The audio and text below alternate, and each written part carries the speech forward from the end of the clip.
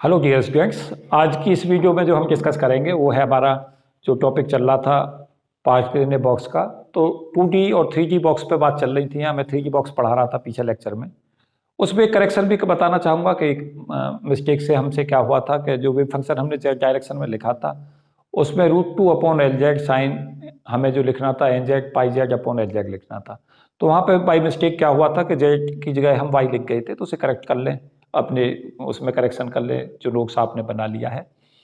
और कुछ अगर कुछ और भी एरर रह जाती हैं तो उसे मार्क कर दें। मैं कुछ आगे कोई एक वीडियो में बता दूंगा कि कौन सी वीडियो में कोई एरर हुई है, जिससे क्या हो कि हमारा पर्पज ये है कि एरर ना रहें अपने नोट्सों में अगर कहीं पे लिखने में गलती हो जाती है। हालांकि उस सॉल्यूशन में भी हमने सब जगह पे NZ πz/LZ ही लिखा था, एक जगह ही हमने गलती से लिख दिया था, तो उसे सही कर लें। मैं इसमें जो क्वेश्चंस पे जाना चाहूँगा वो चाहूँगा कि क्वेश्चंस आते कैसे हैं, क्या आ चुका है और क्या इस पे फर्दर स्कोप है। तो सबसे पहले मैं तुम्हें लेके चाहता हूँ कि आया क्या है। आए क्वेश्चन दो तरीका के क्वेश्चंस मैंने इस पे देखे जो आए हुए हैं। एक क्वेश्चंस मैंने देखा है कि जैसे देखो क्वेश्चंस आया, डाटा देखो चेंज हो जाता है। आप डाटाओं को याद करने पर विश्वास मत करना कभी भी। जैसे उसने क्वेश्चंस में पूछा, एक बार नेट का ही क्वेश्चन है, मैं बताता हूँ क्या आया था। यहाँ पे आया था क्वेश्चंस के साई हमारे पास दे रखा था, साई की वैल्यू दे रखी थी a sin πx/a sin 2πx/a sin 5πx/a। इस फॉर्म में दे रखा था वेव फंक्शन। और क्या कहा कि आप बताइए इसमें एनर्जी क्या होगी। तो इसमें क्या होगा, ए दे रखा है, इसका मतलब नॉर्मलाइजेशन कांस्टेंट इसमें पूछा नहीं गया, तो हमें ये निकालने की जरूरत ही नहीं। अब हमें देखना क्या है इसमें, हमें क्वेश्चंस के अंदर जो देखना है वो ये देखना है कि इसके अंदर जो क्वेश्चंस में दे रखा था वो दे रखा था ये हमारा क्यूबिक बॉक्स है, साथ साथ ये भी दिया था। तो देखिए साइड तो हमें पता चल गई, यहां से ए हो गई साइड। हमने क्वेश्चन में एल ले रखी थी तो इससे कोई फर्क नहीं पड़ता कि वो एल ले लो या ए ले लो। अब हमारा अगला क्वेश्चन क्या शुरू हो गया कि हम कंपैरिजन कर लें। कंपैरिजन करके हम क्या देखेंगे कि यहाँ पे nx की वैल्यू अगर ऊपर का वेव फंक्शन देखें lx ly lz तो तीनों ए हो गए क्यूबिक के लिए, और nx की वैल्यू कितनी हो गई 1 हो गई, ny कितना हो गया 2 हो गया, और nz की वैल्यू कितनी हो गई 5। हाँ यहाँ पे देखो ये गलती हो गई है, 2πy/a x लिख गया है, ये कर लें। ये XYZ चलेगा, साइन πx/a साइन 2πy/a और साइन 5πz/a।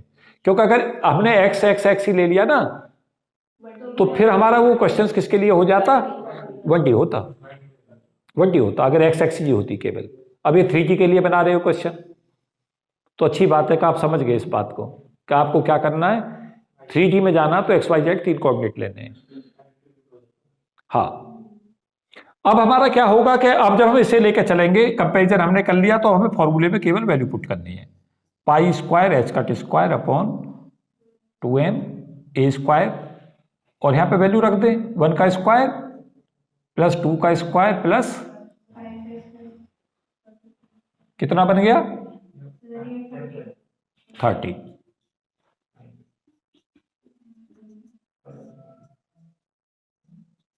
यह आंसर आ गया।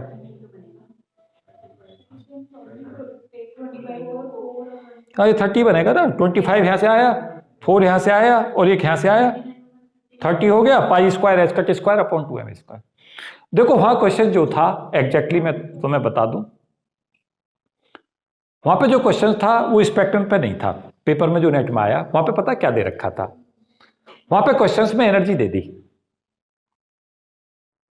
जैसे इसी क्वेश्चन को मैं उल्टा कर देता हूं, कैसे मैं बता दूं कि आप एक ऐसा वेव फंक्शन बताइए कि जिसके करस्पॉन्डिंग एनर्जी π²h²/2ma² × 30 है। अब ये क्वेश्चन उल्टा कर दिया हमने, क्या कर दिया, अब हमारे यहां 4 वेव फंक्शन रख देगा इसके करस्पॉन्डिंग एनर्जी के लिए और उनमें से पूछ लेगा बताइए कि इनमें से कौन सा वेव फंक्शन सही है। तो उल्टा हो गया क्वेश्चन। ये बात समझ गए नहीं समझे। यहां साथ साथ तुमने ये भी जरूर सीख लिया होगा कि अगर वेव फंक्शन से हमें पता चले, हमें ये बताना हो कि भाई पार्टिकल 2D में है या 1D में या 3D में है, तो अगर वेव फंक्शन केवल x का फंक्शन है तो मान के चलना कि 1D है। जैसे तुमने देखा था, एक मैंने क्वेश्चन कराया था a sin cube pi x upon a, वह क्यूब भले ही था लेकिन केवल x फंक्शन था, तो x में केवल फंक्शन है या केवल y में है या z में है, तो समझो 1D केस है। अगर हमारा एक्स वाई वाई जेड और जेड एक्स में है, प्लेन में कहता है, तो ये 2D केस है। फिर 2D के दो केस होंगे, कौन कौन से? एक तो होगा हमारा रेक्टेंगुलर और एक होगा स्क्वायर।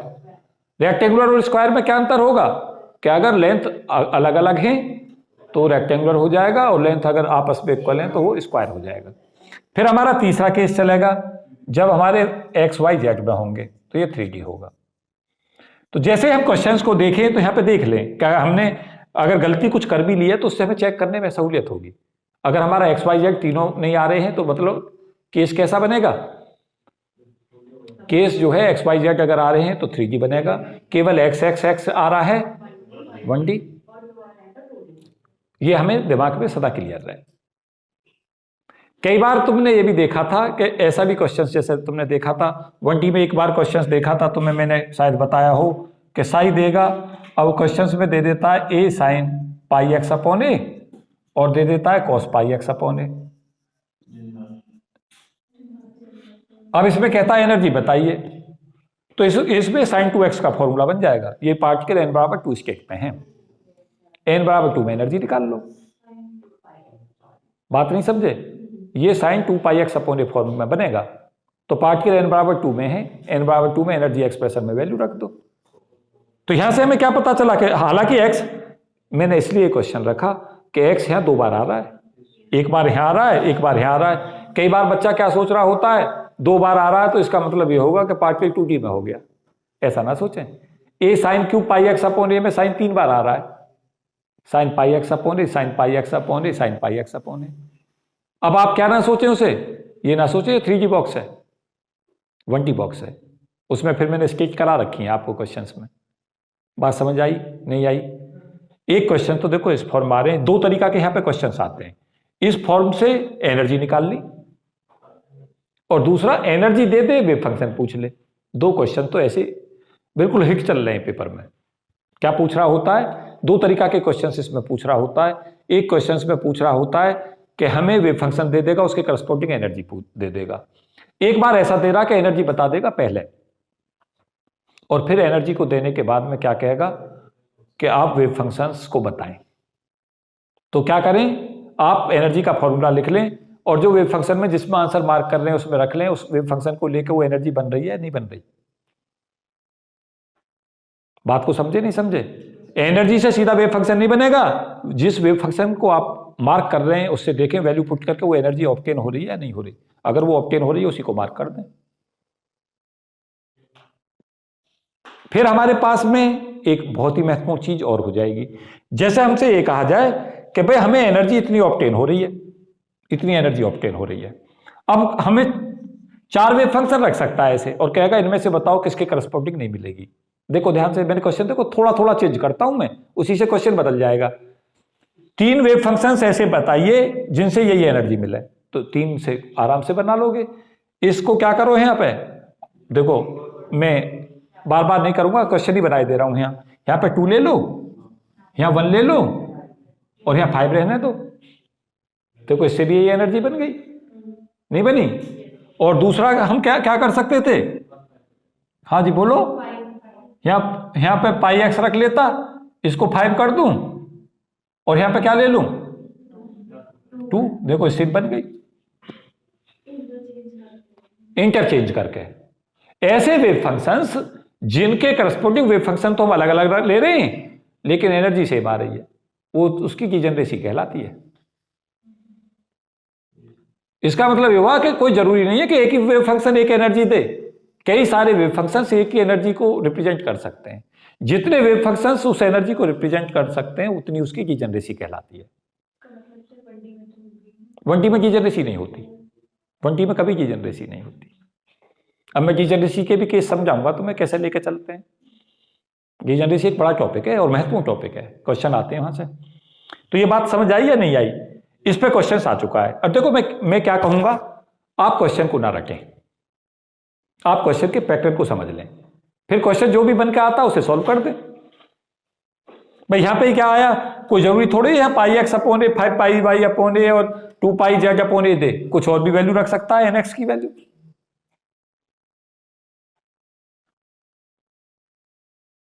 बात को समझ पाए सब लोग?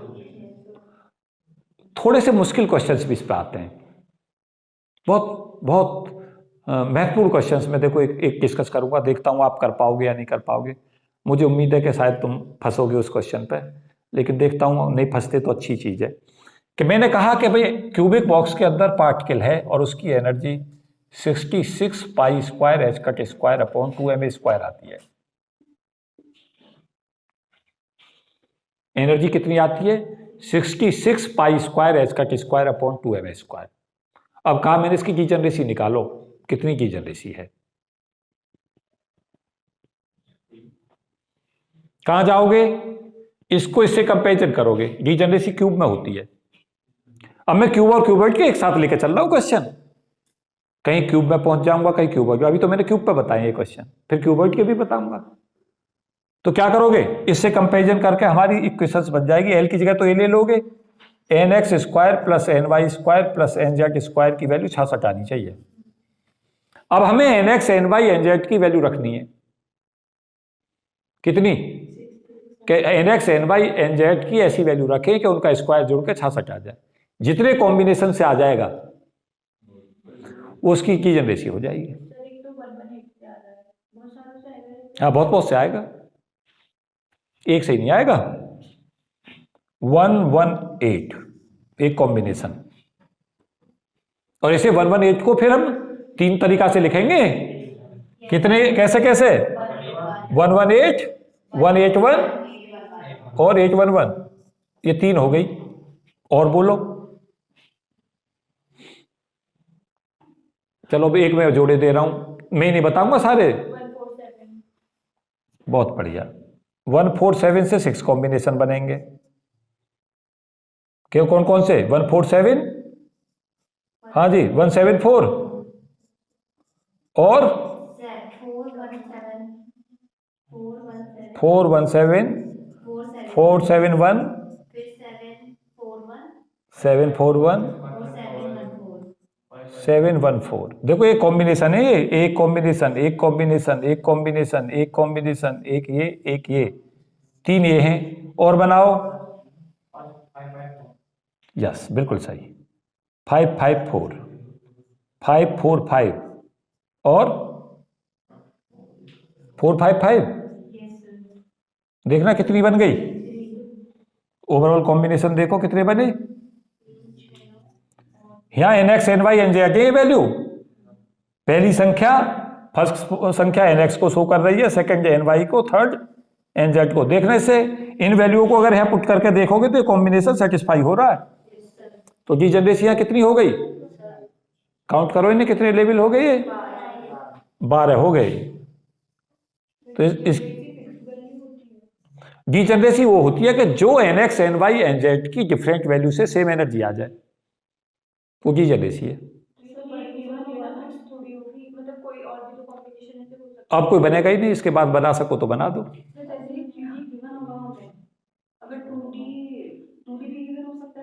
नहीं अब 2D के भी करेंगे क्वेश्चन।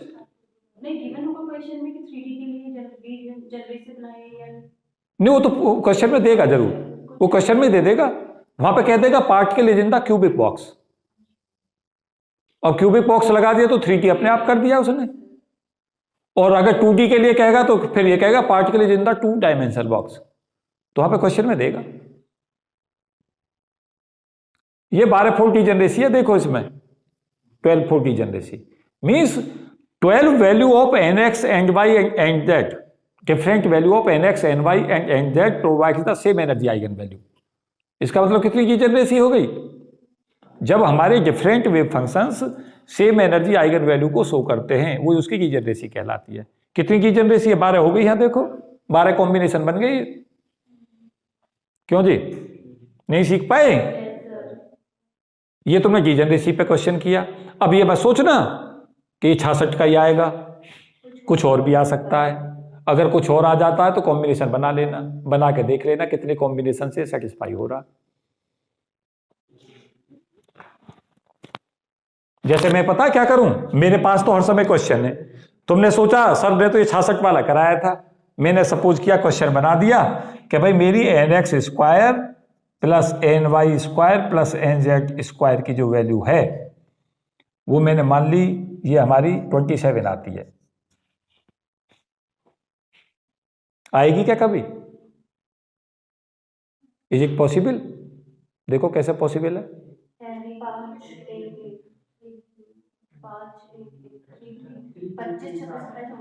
क्या आया? 511 से आ रही है और 115 333 से भी आ रही है और देखो 151 और बनाओ किसी से बन रही हो तो, और गलती कर रही तो तुम्हारी जिम्मेदारी है, तुम्हें बनाने है combination. N x n y n z को इंटीजर वैल्यू देके देखना है कि इंटीजर वैल्यू देके इनका स्क्वायर कितनी बार 27 बन के आ रहा है। जितनी कॉम्बिनेशनों से बन के आ रहा है उतनी की जनरेसी है। अगर 4 से ज्यादा नहीं बन रहा तो की जनरेसी 4 है, और अगर कोई और एनर्जी लेवल ले गया तो तुम्हारी जिम्मेदारी है, सारे जोड़ के बताओ मुझे, कोई और तो नहीं बचा। N x n y n z की वैल्यू को देते, नंबर वैल्यू देते जाओ और देखते जाओ कि उन वैल्यू को देने पर कोई किस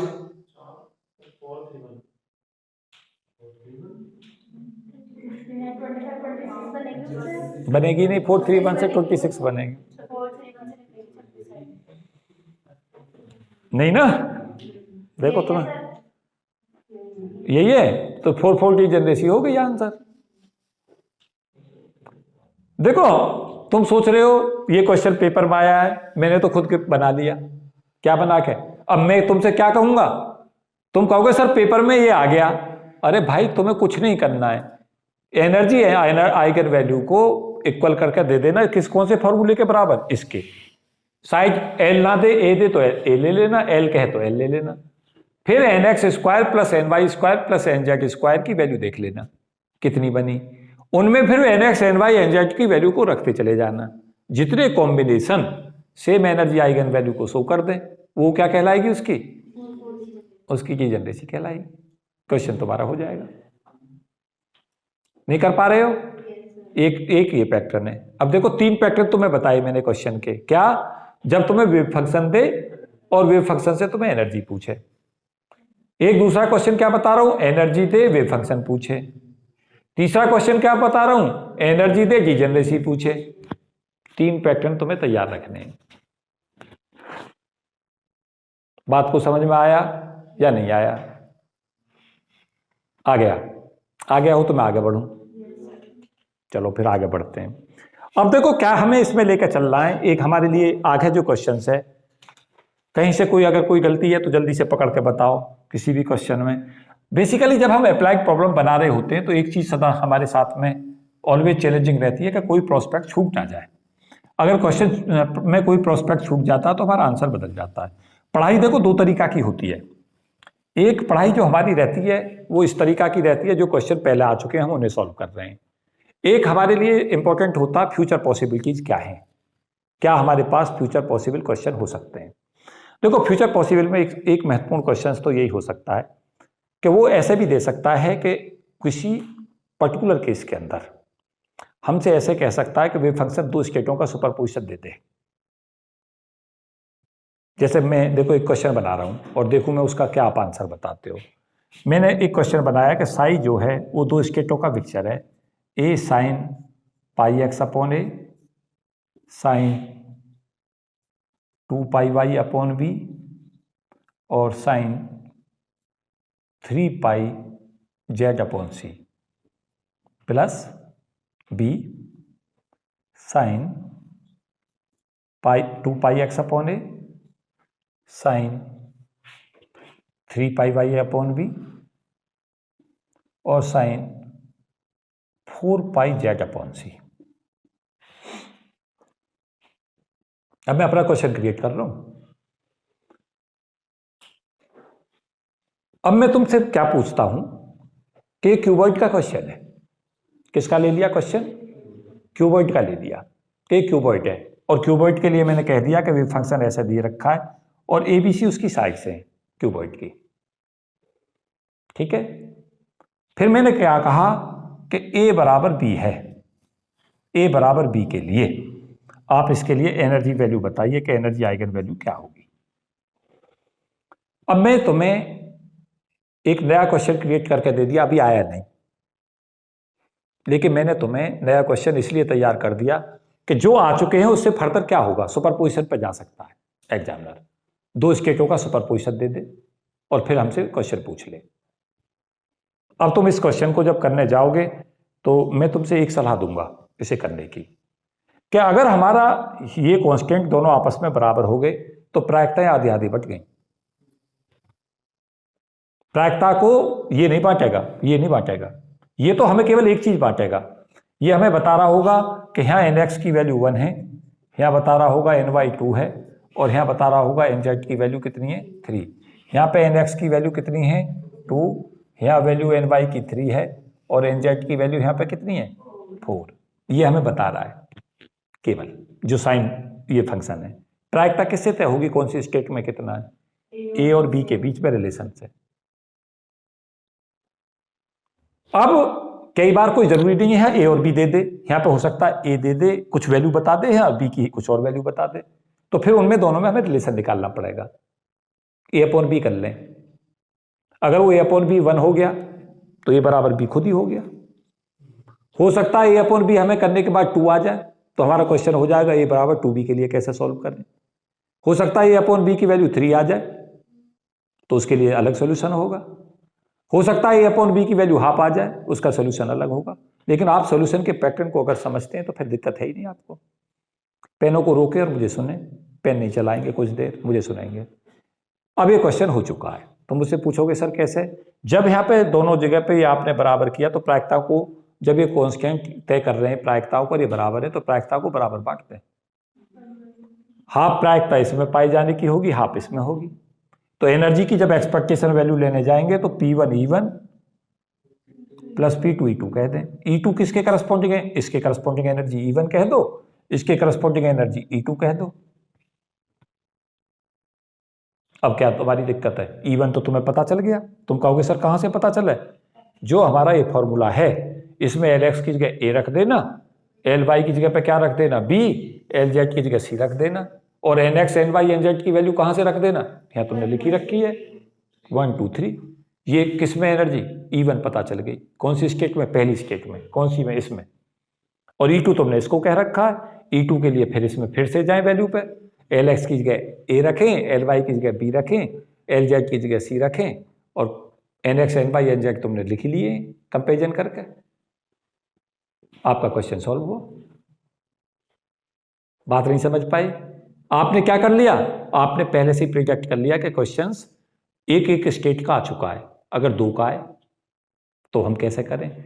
फिर तुम मुझसे अगली बात क्या कह सकते हो, मुझे क्या पता सर कि ए बराबर बी आने वाला है। और एक चीज और बता दूं, चाहे तो ए बराबर बी आए, चाहे ए बराबर माइनस बी आए, चाहे ए बराबर आई बी आए, चाहे ए बराबर माइनस आई बी आए, इन चारों पे सॉल्यूशन पर कोई प्रभाव नहीं पड़ेगा। हर जगह सॉल्यूशन यही रहेगा जो मैं बता रहा हूं, क्योंकि प्रायिकताएं मोड स्क्वायरों पर निर्भर करती हैं। इसलिए क्या होता है, उससे फर्क ही नहीं आता आंसर पे, प्रायिकताएं उसी हिसाब से बढ़ जाएंगी। सीख गए बात? तुमने कहा सर ए बराबर 2b आ गया, तब क्या करेंगे सर? तो मैं कहूंगा प्रायिकताओं को जब ए बराबर 2b हो जाए तो प्रायिकताओं को बांटना सीख लो। यहां पे ए की जगह पे जैसे ही तुम यहां पे 2b करोगे, ए बराबर 2b कर रहे हो तो यहां प्रायिकता 4 और 1 की रेशो में जाएंगे। अब इसके स्क्वायर पे प्रायिकता निर्भर करती है, तो 4 पार्ट इसमें आएगा और 1 यहाँ आएगा। ये बराबर तुमने क्या मान रखा है 2b, तो 4 और 1 के हिस्से में गई, तो यहाँ पे 4/5 प्रायिकता हो गई। 4/4/5 कर दो, यहाँ 1/5 हो गई। P1 और P2 की वैल्यू को फिर ये रख दो, E1 E2 मैंने तुम्हें बता ही दिया, उसमें वैल्यू करके निकाल लेंगे, क्वेश्चन को सॉल्व कर दो। अब तुम्हें आ रहा है यहां से त्रिनेत्र खुलना चाहिए। त्रिनेत्र खुलना किसको कहते हैं? जब आप बुक से बाहर हो के क्वेश्चन इंडिपेंडेंटली थिंक करना शुरू करें, जब आप नए नए क्वेश्चन को क्रिएट करने का प्रयास करना शुरू कर दें और सफल होने लगे उसमें, सोचने ना लगे, सोचने के बाद उसे बना भी लें कि अगर ऐसे आएगा तो ऐसे कैसे बनाएंगे। तुमने कहा सर हमें तो ए और बी के बीच में रिलेशन ही ना पता, अब हम क्या कर लें? तो मैं कहूंगा आप एक्सपेक्टेशन ही नहीं बता सकते। अगर आपको ए और बी के बीच में रिलेशन नहीं पता चल रहा है और ए और बी दोनों इंडिपेंडेंट वेरिएबल हैं, तब आप प्रायिकता को नहीं बांट सकते। तुम जब तक ए और बी के बीच में कोई रिलेशन नहीं निकाल पाते तब तक आप आंसर बताने की स्थिति में नहीं होते, आप निकाल ही नहीं सकते। क्लियर हो गई बात? क्या चौथा स्टेप बता रहा था, पहले में क्या बता रहा था? जब हमें क्या कहे वेव फंक्शन दे, एनर्जी पूछे। दूसरे में क्या बता रहा था? जब एनर्जी दे दे और उसका वेव फंक्शन पूछे। और तीसरे में बता रहा कि जनरेसी कैसे निकालें। और चौथे में क्या बता रहा हूं? फ्यूचर स्कोप, नए नए क्वेश्चंस कैसे बनाएं, क्या पॉसिबिलिटीज हैं। तुम कहोगे सर ये तो आ गया बनाना, मैं कहूंगा जब अभी तो यही नहीं आया पेपर में। तुम कहोगे सर कुछ नया बना दो और बना दो, मैं कहूंगा मैं बनाता ही रहूंगा, कोई कमी थोड़ी है, इसमें और जोड़ दूंगा प्लस सी और कुछ और स्टेक लिख दूंगा, फिर उनमें फिर रिलेशन चाहिए, फिर प्रायिकता को बांटूंगा। बात को समझ रहे हो? जब पेपर आता है तो बच्चे कहते हैं सर पेपर बड़ा टफ था, और मुझे वो सब सदा जो आसान लग रहे होते हैं कि कुछ नहीं कहता एग्जामिनर, वहीं घूमता रहता है। 10 साल पहले भी यही था, अब भी यही है, उसके 10 साल बाद भी होगा। अंतर केवल इतना पढ़ने लगता है कि जब वो एक तरीका के क्वेश्चनों को से थक चुका होता है कि तो मैंने अब भी पूछा था, अब भी पूछा था, तो उसमें 2 विकल्प बन जाते हैं। मुझसे कोई अगर पूछेगा तो मैं कहूंगा सबसे पहले पेपर सेटर ने क्या किया, वेव फंक्शन देना शुरू किया और उससे एनर्जी पूछने लगा। अब सब बच्चे सीख गए उस मेथड को। अब एग्जामिनर क्या चाहता है? एग्जामिनर चाहता है कि भाई ये क्वेश्चन तो सभी कर देंगे, तो उससे कंपटीशन कैसे डिफर होगा, उसमें तो सब बराबर हो गए। तो आगे उसने क्या किया, एनर्जी देनी शुरू की, फिर वेव फंक्शन पूछने लग गया। अब बच्चे वैसे तैयार नहीं थे, फिर वो उसमें अटक गए। जो सीख गए थे पहले से ही वो तो कर आए, जो नहीं सीख पाए वो फिर पिछड़ गए। फिर उसने क्या किया, अगले स्टेपों में डीजनरेसी पूछनी शुरू कर दी कि भाई ये हमारी एनर्जी है, बताओ डीजनरेसी निकाल लो। अब यहां तक एग्जामिनर सेटर पहुंच गया तो अब बच्चे सोच रहे हैं अब उसका स्कोप खत्म हुआ। अगर आप गेट का पेपर देखें 2021 का, जब मैं वीडियो बना रहा हूं उसी दिन ये पेपर में देख रहा था कल, तो उसने क्या किया, बोसोनों को फिल कराना शुरू कर दिया पार्टिकल बॉक्स में। अब एग्जामिनर ने क्या किया, बच्चों ने ग्राउंड स्केक, फर्स्ट एक्साइज स्केक और सेकंड एक्साइज स्केक तक भरना सीख लिया था, वो थर्ड में चला गया। अब बच्चे क्या करेंगे, थर्ड पर रुक जाएंगे। अब एग्जामिनर थर्ड ना पूछेगा, अब क्या फोर्थ और फिफ्थ पर जाएगा।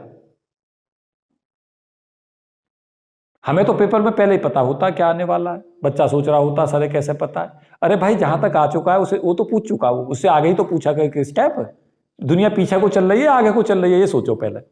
टाइम जो है आपका आगे जाना है या पीछे जाना है, उस पर 2 ही विकल्प होते हैं। अगर उसे खुश करना है तुम्हें तो सबसे बढ़िया वही पूछ ले जो पहले पूछा, लेकिन उससे कंपटीशन डिस्टिंग्विश नहीं होता। एक बच्चा जिसने मेहनत की है उसको और जिसने कम मेहनत की है वो बराबर आ जाएंगे, क्योंकि दोनों ही जानते हैं इस चीज को। अब बेटर कैसे जज हो, जहां तक आ चुका उससे एक स्टेप आगे पूछ के देखो। यही जमाना है कंपटीशंस का, जो इसको समझता है वो कंपटीशन जानता है। लोग सोच रहे होते हैं टीचरों के पास मंत्र है, हाँ है मंत्र, वो बताते भी हैं, लेकिन कुछ तो सुनते नहीं, और कुछ सुन भी लेते हैं तो उसके बाद में क्या नहीं करते, सुनने के बाद में अमल नहीं करते। तो आप क्या करें, स्मार्ट तैयारी पे ध्यान रखें सदा। अब मैं दूसरे स्टेपों में ले जाता हूं, देखता हूं आप कैसे क्वेश्चन को बढ़ाते हैं। अभी ये काम चलता रहेगा, तुम ये मत सोचो कि पूरा हो गया, ये तो अभी चलता रहेगा। क्वेश्चंस क्रिएशन एक कला है। अगर मुझसे कोई कहे कि दुनिया का सबसे बढ़िया काम क्या है, तो मैं कहूंगा दुनिया का सबसे बढ़िया काम है क्वेश्चन को क्रिएट करना, सबसे बढ़िया काम। और हर लेक्चर में कहता हूं, इसमें फिर से बोल रहा हूं, imagination is better than knowledge, Einstein का पेट कोटेशन। और आइंस्टीन की वो लाइन तो लगातार ही मोटिवेट करती हैं, 2 लाइनें जब भी मैं लेक्चर दे रहा होता हूं। एक वो कहते हैं कि अपॉर्चुनिटी ऑलवेज लाई इन डिफिकल्टीज, सदा जीवन के अंदर अपॉर्चुनिटी डिफिकल्टियों के बीच में लाई करती हैं। और मिडिल में लाई करती हैं। एक हार मान लेता है, एक हार मानने से इनकार कर देता है। जो हार मानने से इनकार कर देता है वो बढ़ जाता है, जो हार जाता है वो हार गया। तो एग्जिस्टेंस आपको ढूंढना है, हार मत मानो। हर समय अपॉर्चुनिटी नॉक कर रही होती हैं, हम उन्हें कैसे लेकर चलते हैं वो हमारे लिए इंपॉर्टेंट है। और इसीलिए आइंस्टीन ये भी कहते हैं कि बहुत ही इंपॉर्टेंट आइंस्टीन की लाइन जो मुझे मोटिवेट करती है वो ये कहती है कि मैं जब एक्सप्रेशंस खत्म हो जाते हैं उनके बाद सोचना शुरू करता हूं।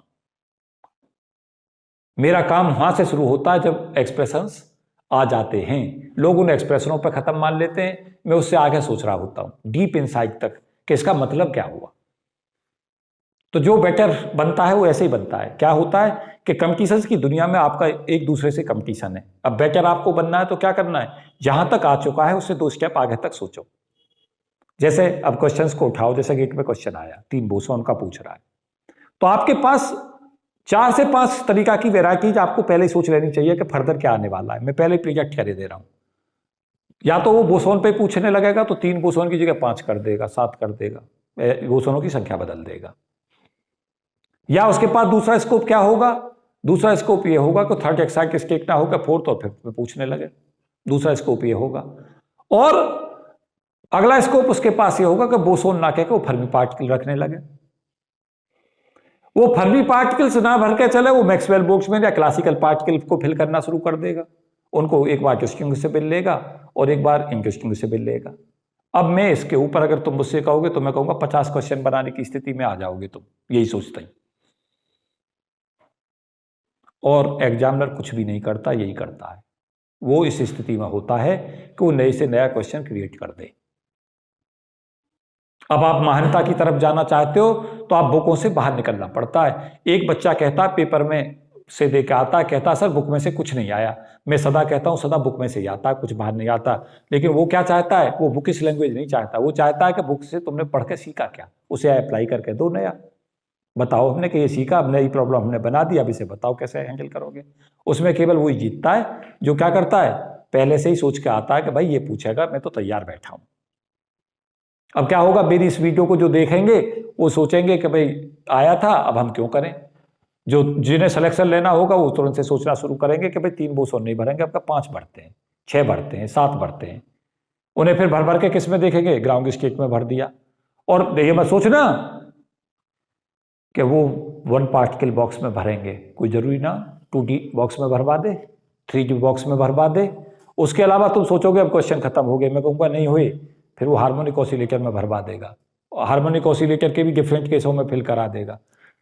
तो स्मार्ट तैयारी उसे कहते हैं कि जब आप अपने विजनरी को इतना ऊपर ले जाते हैं कि आप पेपर सेटर से पहले सोच लेते हैं कि पेपर सेटर क्या पूछने वाला है, उनके लिए सिलेक्शन पीछे पीछे घूमते हैं। चलो जी, तुम तो थोड़े सीरियस से होते जा रहे हो। जैसे ही तुम्हें सिलेक्शन की बात बताओ तो तुम्हें क्या लगने लगता है, तुम्हें लग रहा होता है सर ने कुछ तो ये सोचते होंगे भगवान ये फिजिक्स किसने बनाई थी, है ना।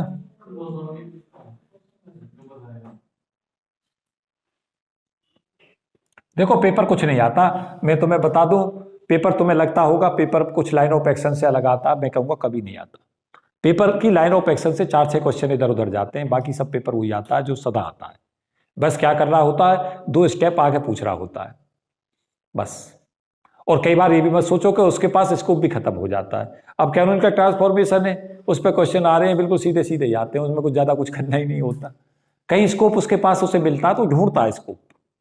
एग्जामिनर सदा क्या चाहता है, स्कोप ढूंढना चाहता है। उसके सामने जब पेपर सेट कर रहा होता है तो उसके सामने पेपर्स होते हैं, सिलेबस होता है, तो सोच रहा होता है कि भाई अब इसमें क्या क्या फ्यूचर स्कोप बनता है। और अच्छा एग्जामिनर सेटर, उन्हें मैं सल्यूट भी करूंगा उन एग्जामिनरों को जो सदा ये कोशिश कर रहे होते हैं कि उस बच्चे को फायदा मिले जो मेहनत कर रहा है। और उन लोगों को और ज़्यादा सल्यूट करूंगा जो ये भी चाहते हैं, और वो ये भी चाहते हैं कि उन बच्चों का सिलेक्शन हो जिन लोगों ने मेहनत की है। और वो कोशिश कर रहे होते हैं कि उन बच्चों में जिन्होंने कम मेहनत की है और जिन बच्चों ने ज़्यादा मेहनत की है उनमें गैप पैदा किया जाए। अगर एज ए एग्जामिनर सेटर मैं कहीं हूं तो मैं सदा यही प्रयास करता हूं कि एक उस बच्चे को निश्चित तौर से ज़्यादा फायदा मिले जिस बच्चे ने ज़्यादा मेहनत की हुई है। अगर आप ऐसा पेपर नहीं बनाते तो वो जस्टिस ही नहीं है उन बच्चों के साथ जिन्होंने मेहनत की है। अब आप पूछ रहे हो पार्टिकल बॉक्स की एनर्जी बताओ, अरे भाई उसे तो कोई भी बता देगा, उसका क्या क्वेश्चन पूछना है, जरूरत है उस पर अप्लाइड में क्या अंदर से पूछ सकते हो। तो ये महत्वपूर्ण होती हैं चीज़ें, और यही हम में अंतर करती हैं, हमारी सफलता और असफलता का फासला इतना सा ही होता है। हाँ जी, कुछ पूछना है? मैंने एक वीडियो डाली है और अलग से डिस्कस कर दूंगा। यहाँ पे चाहता है तो मैं वीडियो में डिस्कस करूं। चलो, अभी मेरा एक स्टूडेंट चाहता है कि बोसोन का जो क्वेश्चन आया मैं उसे डिस्कस करूं, तो उसकी डिमांड को पूरी करता हूं और एक क्वेश्चन लेता हूं इसी बार गेट 2021 का, और उसके बाद इस टॉपिक को आगे बढ़ाऊंगा।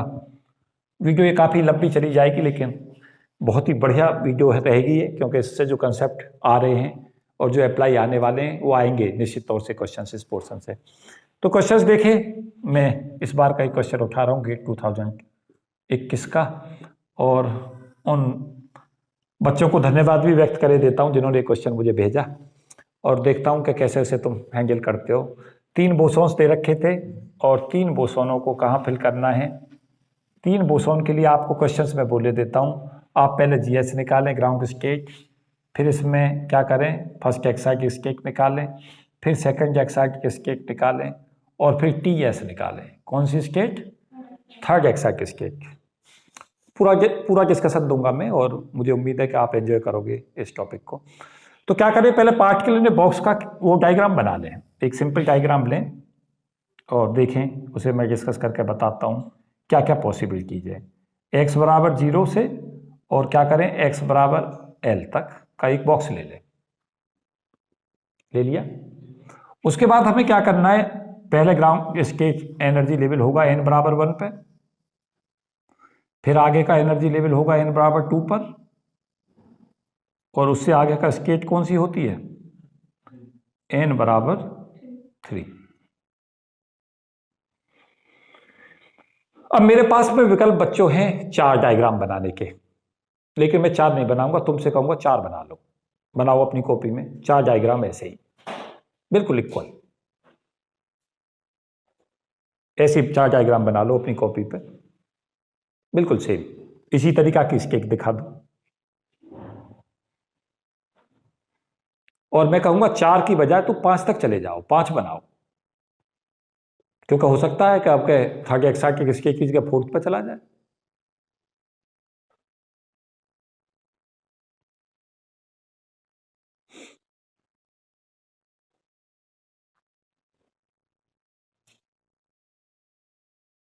अब क्वेश्चन मैं तुमसे ही सॉल्व कराऊंगा। डायग्राम बना चुके हैं सभी? जो नहीं बना चुके थोड़ी स्पीड से बना लें, तुमसे ही सॉल्व करा लूंगा मैं नहीं करूंगा इसमें कुछ भी, तुम ही करोगे। देखो, और कहोगे सर जी था क्वेश्चन में, कुछ है ही ना इसमें।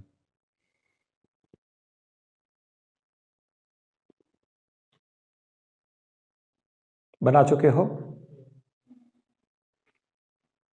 अब मुझे थोड़ी देर सुनना शुरू करो, मैं तुम्हें समझाता हूं। देखो, बोसोन के बीच में क्या होता है, बोसोन जो है सदा लाइक करते हैं साथ रहना, फर्मियों सदा डिसलाइक करते हैं साथ रहना। तो फर्मियों के पास कोई रेस्ट्रिक्शन नहीं होती कि वो एक ही स्टेज में सारे आ जाए। सबसे देखो, दुनिया के अंदर एक चीज मैं अब तुम्हें बता दूं, नेचर का एक रूल है कि दुनिया का हर पार्टिकल, हर सिस्टम लोएस्ट एनर्जी रखना चाहता है। Each and every systems wants to remain in maximum stability form, and always stability कब आती है? स्टेबिलिटी जब आती है जब पार्टिकल क्या रखे, मिनिमम एनर्जी रखे।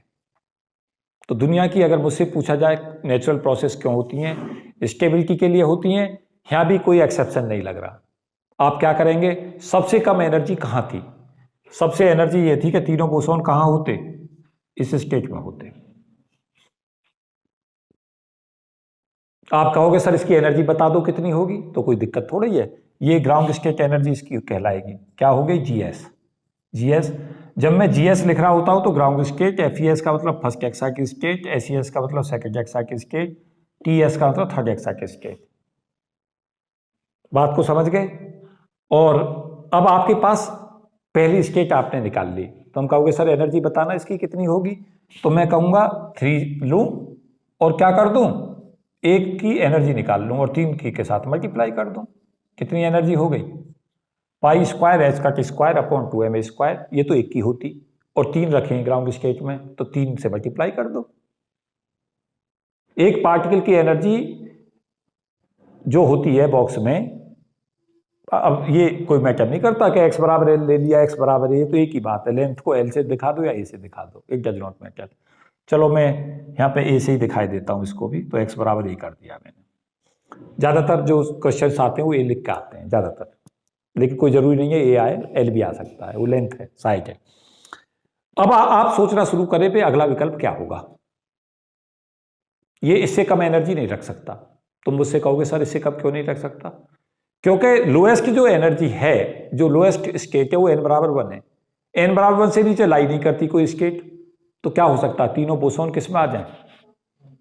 ग्राउंड स्टेट में आ जाए। इसके अलावा बताओ दूसरा विकल्प क्या है? बात समझ गए? नहीं समझे? अब क्या करोगे? अब जाओगे तुम किसके ऊपर? फर्स्ट एक्साइटिक स्टेट में। अब क्या करोगे? यहां से नीचे ले नहीं जा सकते, इस पे तुम रख चुके हो, ये ग्राउंड स्टेट थी, तो आपके पास में एक पार्टिकल को ले जाने का कहां स्कोप है? इसमें स्कोप है, n बराबर 2 में। तुम कहोगे सर n बराबर 2 में मत ले जाओ, इसे 3 में ले जाओ, तुम्हारी एनर्जी ज्यादा हो जाएगी। चाहते क्या है?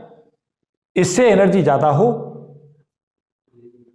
लेकिन उससे आगे की पॉसिबल एनर्जी देखनी है, और लेकिन वो एनर्जी मिनिमम हो। कितनी एनर्जी हो गई? एनर्जी जब इसकी निकालोगे तो ये वैल्यू आ जाएगी हमारी twice pi square H cut square upon 2m square, तो ये 2 की हो गई, इनकी दोनों की, दोनों बोसोनों की। और इसकी कितनी हो गई? 4 पाई स्क्वायर, और ये फॉर्मूला तो नहीं भूल गए हो? एनर्जी का फॉर्मूला होता है n स्क्वायर पाई स्क्वायर। चलो ये तो अच्छी बात है, तुम्हें याद है, जान के खुशी हुई। कितनी वैल्यू हो गई? 6।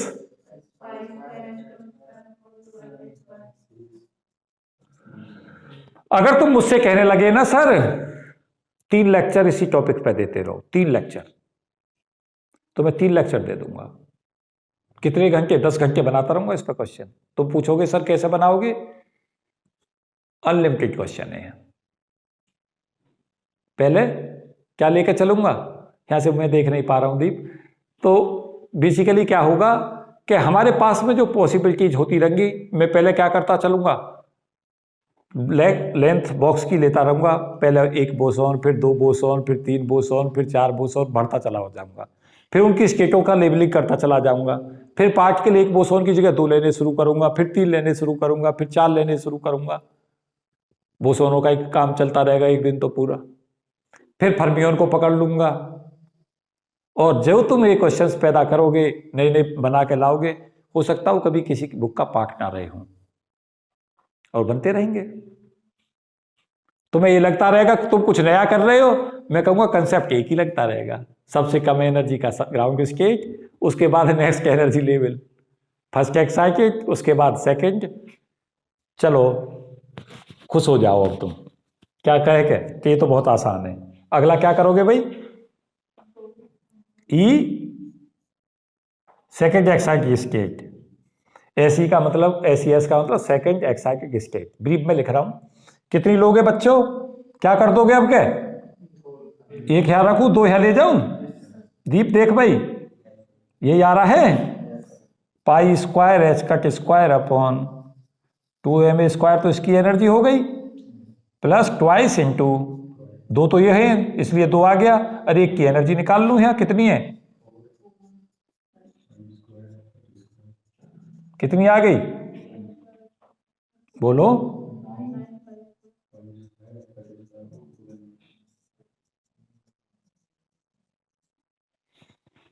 निकालनी आई नहीं? अब नेक्स्ट बताओ क्या करोगे?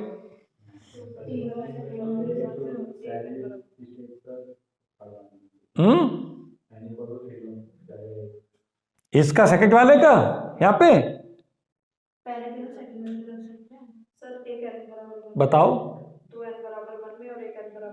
बिल्कुल सही, एकदम सही आंसर है। नेक्स्ट कोशिश में क्या करोगे, 2 को तो रखो n बराबर 1 में और 1 किस में ले जाओ। देखो तुम पे विकल्प एक और भी था, तीनों को यहां रख देते इस स्टेट में, लेकिन वो रख नहीं सकते क्योंकि उसकी एनर्जी ज्यादा हो गई इसके मुकाबले। कॉम्बिनेशन देख लो कहां आ गई ये ई, अब क्या आ गई, थर्ड एक्साइटेड स्टेट। यहां पे एनर्जी कितनी आई, 2 into pi square H cut square upon 2m square plus कितनी बच्चों, इस यहां से 9 आ गई है, 9 pi square H cut square upon 2m square. कितनी वैल्यू आ गई यहां से, बताओ जल्दी से, 11। अब देखो बच्चे आंसरों में क्या प्रभाव पड़ता है उसको सुने। पेपर देने में तो गया नहीं, देने कौन गया था, बच्चे। अब वो आके क्या खबर दे रहे हैं तुम्हें, इस पर निर्भर है। बच्चे क्या कह रहे हैं, बच्चे कह रहे हैं सर केवल इंटीजर में आंसर देना है, तो आप यहां पे इंटीजर में आया नहीं। इंटीजर में पता क्या है, अगर उसने कहा, अगर उसने क्वेश्चन को ऐसे पूछा होगा, देखो क्वेश्चन कैसे बदलता है, उसने कहा होगा x pi square H cut square upon 2m square में x की वैल्यू बताओ, तो x 11 हो गया। अगर यहां पे 2m स्क्वायर भी था, मुझे क्या पता, अगर यहां पे पूछ रहा है कि भाई यहां पे 2 नहीं था, कुछ बच्चे क्या कह रहे हैं सर ts था x pi square H cut square upon m square, तो x की वैल्यू 11/2 हो गई।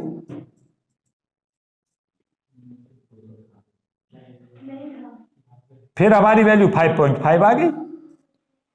फिर बच्चे मुझसे क्या कह रहे हैं सर फ्रैक्शन में तो पूछा ही नहीं था, अभी बहुत मुश्किल काम हो गया, आंसर इसका फ्रैक्शन में ही आएगा। अब तुम मुझसे गलत आंसर करा रहे हो, क्या कह के सर इसे बढ़ा दो, क्या कह के हमें तो इंटीजर में बनाना है। मैं कहां से बना दूं, बन ही ना रहा। आंसर इसका यही है 5.5। क्यों जी, अब तुम्हारी, हाँ जी, था वहां पे विकल्प, मतलब लिख सकते हैं पर 5.5। अब देखो, अब यहां ध्यान से सुनो, सेकंड स्टेट में अगर जा रहे हो तो ये 4.5 बन रहा है। देखो इसके अंदर अगर हम जा रहे हैं तो यहां पे वैल्यू 5.5 बन रही है। तो इनकी अगर pi square H cut square upon m square में देख रहे हो तो ये फ्रैक्शन में जा रहे हैं आंसर सारे। अब अगर तुम मुझसे कहते हो सर हमें इंटीजर में देना है, तो मैं कहां से इंटीजर में दिला दूं, जब आंसर इंटीजर में पॉसिबल ही ना तो कहीं ना कहीं तो तुम गड़बड़ कर बता ही रहे हो क्वेश्चन में। इसलिए पेपर सामने होना इतना जरूरी होता है। अगर यहां पे आंसर इस फॉर्म में दिया होगा तो 11 लगाओगे, और यहां पे देखोगे, इससे कंपेरिजन करोगे तो इसे 5.5 लगाओगे। और एक संभावना इससे आगे की देखो, कौन सी वाली स्टेट में, ई फोर्थ एक्साइटेड स्टेट। देखो मुझे पता रहती है ये, अगर तुम्हें याद हो मैं पीछे के किसी लेक्चर में कह रहा था कि पार्टिकलों को फिल करने के लिए बड़े क्वेश्चन आ रहे हैं, याद आ रहा है? जब मैं कह रहा था पार्टिकल फिल कराने लगता है कि पार्टिकल दे दिए इन्हें भरो, जेम में भी लग के आते हैं लाइन लग के, और आजकल जेम के बच्चे बड़े नाराज चल रहे हैं उससे, तुम्हें पता है? वो कह रहे हैं सर सब गेट के लिए काम कर रहे हैं और हमारा पेपर था, हमारा सब कुछ ना करके दिया। तो वो खैर इस वीडियो को देखें तो मैं उन्हें बता दूं कि आगे आने वाला समय उन्हीं का ही है, तो कुछ काम इस वीक उनके लिए किया जाएगा, है ना। तो इसमें जो मैं काम करना, ये वीडियो भी सब IIT जेम वालों के लिए बड़ी बेनिफिशियल है। बहुत क्वेश्चन इस पर से आते हैं, 2D box, 3D box, wave functions, इस पर अप्लाइड क्वेश्चंस, डीजनरेसी, सब पे क्वेश्चंस आते हैं। तो ये सब IIT जेम वालों के लिए भी लाभदायक है। बाकी गेट के तो मैं अभी क्वेश्चन ही ले रहा था। बेसिकली क्या होता है कि जेम के बहुत सारे क्वेश्चन गेट और नेट में भी आते हैं, और क्वेश्चन बिल्कुल ऐसे नहीं आते, तो जो उनका पैटर्न होता है वो आता है, और आपको क्वेश्चन नहीं करने हैं, क्या करना है, पैटर्न करना है। तो क्या करेंगे, अगली वाली स्टेट के लिए क्या पॉसिबिलिटीज हमारी हो जाएंगी, ये वाला भी कहाँ आ जाए, ये यहाँ आ जाए, तीनों यहाँ हो जाए, n बराबर, अच्छा ये 1 थी स्टेट, क्या रखो, ये तो अगर तीनों ग्राउंड में रख दिए तो ग्राउंड स्टेट ही बन जाती फिर। अब अगली स्टेट में तीनों को किस में रखोगे, n बराबर 2 में। अब यहां एनर्जी निकाल लो, ये हमारी फोर्थ एक्साइट स्टेट हो गई। तो 3 के कारण तो 3 मल्टीप्लाई करो और किससे मल्टीप्लाई करो, 4 pi square H cut square upon 2m square. तो यहां से वैल्यू कितनी आ गई, 6 pi square H cut square upon m square. अगर इसे कंपेरिजन करोगे तो x की वैल्यू यहां से 6 हो जाएगी अगली स्टेट में। अब आईआईटी किसको क्या मानेगी, क्या फ्रैक्शन में मानेगी या हमारा 5.5 को आंसर मानेगी, या वहां पॉसिबिलिटीज नहीं थी वो आप जानो, लेकिन मैंने क्वेश्चन को कहां तक सॉल्व कर दिया, जहां तक फोर्थ स्टेट तक जाके इसे सॉल्व कर दिया।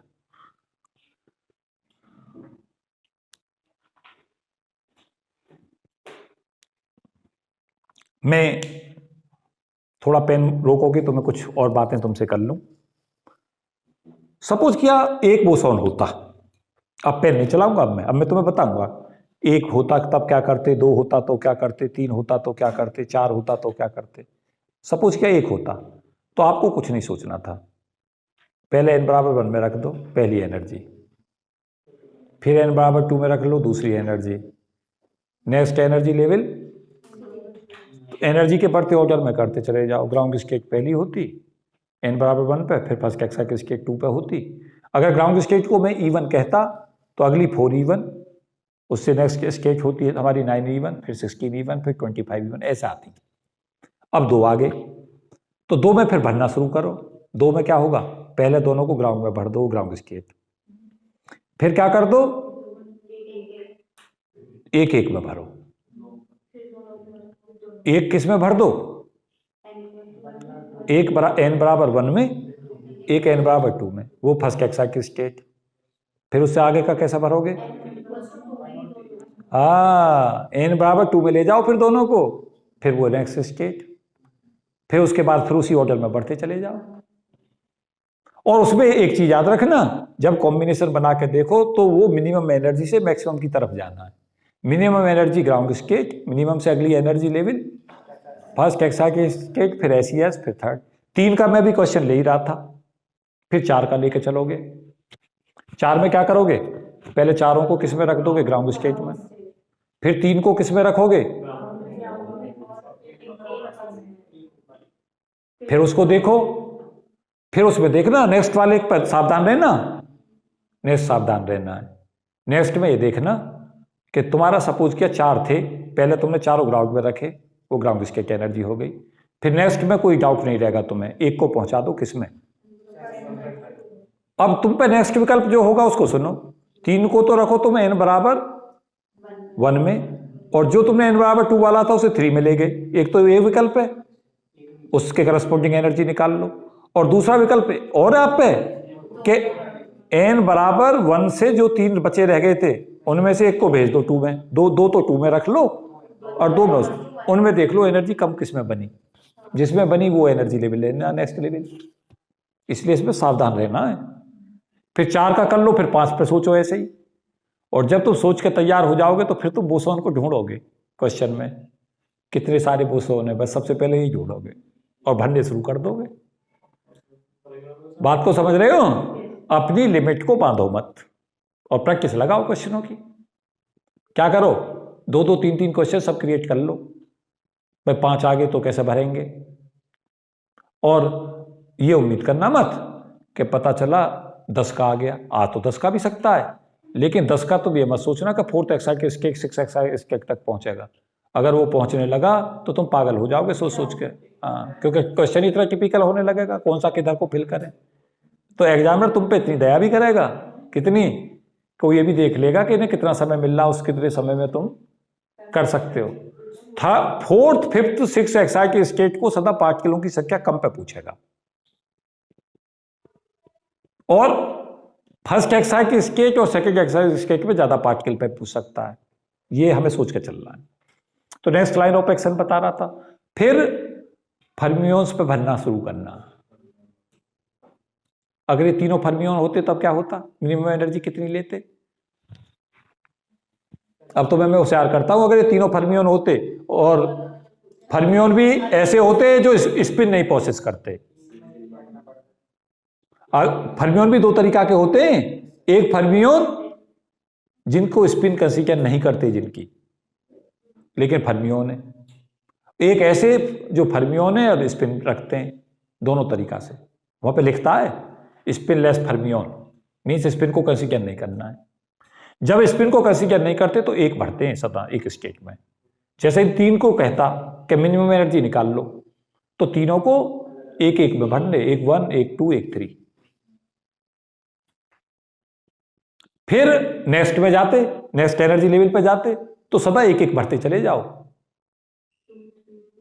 अब ये देखो कि 1, 2, 3 के बाद अगला कॉम्बिनेशन क्या पॉसिबल है। आप एक पार्टिकल को क्या कर सकते हो, अब इसमें तुम विकल्पों पर सोचना शुरू करोगे, तो उसमें ये देखो कि आप क्या क्या कर सकते हो। एक तो आप पे देखो विकल्प क्या रहेगा, एक विकल्प तो ये रहेगा कि 3 वाले को 4 में ले जाओ और 2 वाले को 3 में ले जाओ और 1 वाले को 2 में ले जाओ। लेकिन फिर ये भी देख लो कहीं इस कॉम्बिनेशन के अलावा कोई दूसरा कॉम्बिनेशन ऐसा तो नहीं बन रहा उसमें एनर्जी कम बन रही है। ये महत्वपूर्ण है। अगर इन कंसेप्टों को आप समझते हैं और इन कंसेप्टों को आप अप्लाई करते हैं तो फिर क्वेश्चंस आपके लिए इजी हो जाते हैं, बहुत ज़्यादा मुश्किलें नहीं होती। तो मैं कोशिश करूंगा कुछ और क्वेश्चन इस पर अपलोड करने की कि कैसे और फर्दर क्वेश्चंस बनाए जाएं, कैसे उन्हें फिर सॉल्व किया जाए। तो इस वीडियो में इतना ही। आगे जो कंटेंट है उसे लगातार देखते रहो और साथ साथ तैयार रहो आगे के क्वेश्चंस के लिए। Thank you and best wishes for all of you. जय हिंद।